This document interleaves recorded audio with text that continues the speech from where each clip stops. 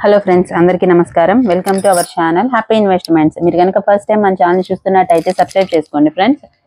కేంద్ర ప్రభుత్వం ration card ఉన్న వారికి మరో గుడ్ న్యూస్ అయితే అందించింది. ఇందులో భాగంగా ఇప్పటి వరకు రేషన్ షాపుల్లో బియ్యం, పప్పు, చక్కెర, గోధుమలతో పాటు కొన్ని నిత్యావసర సరుకులు అందించేవారు. అయితే మరికొన్ని సరుకులు యాడ్ చేసి రేషన్ షాపుల్లో ఇవ్వాలని కేంద్రం ప్లాన్ చేసింది. ఇందుకు సంబంధించి రేషన్ దుకాణాలను జన్ పోషణ్ కేంద్రాలుగా మార్చబోతున్నట్లు కేంద్ర ప్రభుత్వం ప్రకటించింది. ఇక నుండి రేషన్ షాపుల్లో బియ్యం, ఉప్పు, పప్పులతో పాటు విభిన్న రకాల పోషక ఉత్పత్తులు అందుబాటులోకి తీసుకురానున్నట్లు కేంద్ర ప్రభుత్వం తెలిపింది. నిత్యావసరాలతో సహా మొత్తం 3500 ఉత్పత్తులను విక్రయించనున్నట్లు తెలిపింది.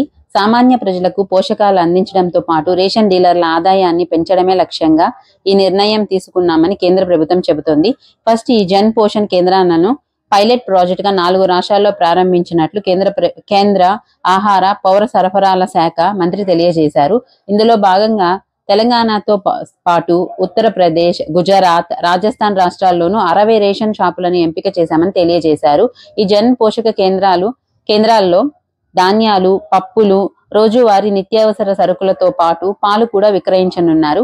మీకు ఈ వీడియో కనుక ఇన్ఫర్మేటివ్ అనిపిస్తే లైక్ చేయండి, షేర్ చేయండి, సబ్స్క్రైబ్ చేసుకోండి. Thank you.